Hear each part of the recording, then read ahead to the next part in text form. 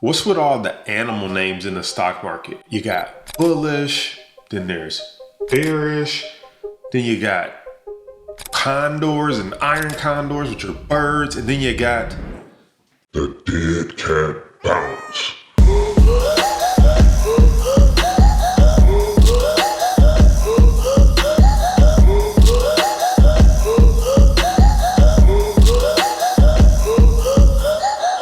What's up, traders? Welcome back to the channel. In this video, if you've ever heard the term dead cat bounce in the stock market and thought, what the heck is a dead cat bounce?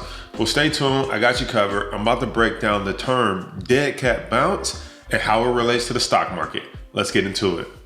Let's look at it from a technical standpoint. First thing I'm looking at are these wicks that are happening right along the moving average. So you kind of got this run up, but it's not closing at the high. Same thing here. Ran up, could not close at the high. Same thing, gapped up, but ran up, could not close above the moving average or at the high.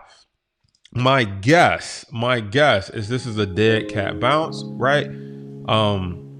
Sheridan, forgive me for this analogy. I know you have cats and anybody else, but if you throw a cat off a 20-story building, I know they usually land on their feet, but it's probably going to hit the ground and die. And even though it hits the ground, it's going to bounce. So it looks like it's going to jump back up and land on its feet.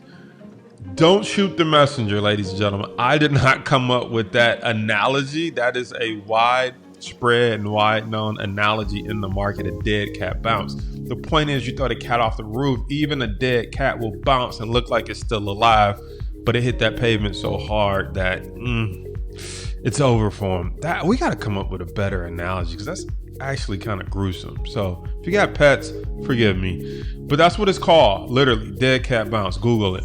So I think this is a dead cat bounce. It boom came down, hit. It's bouncing. I think it's gonna come back down, turn into a basketball, right, where it's just dribble out, and then I think the momentum is going to pick back up.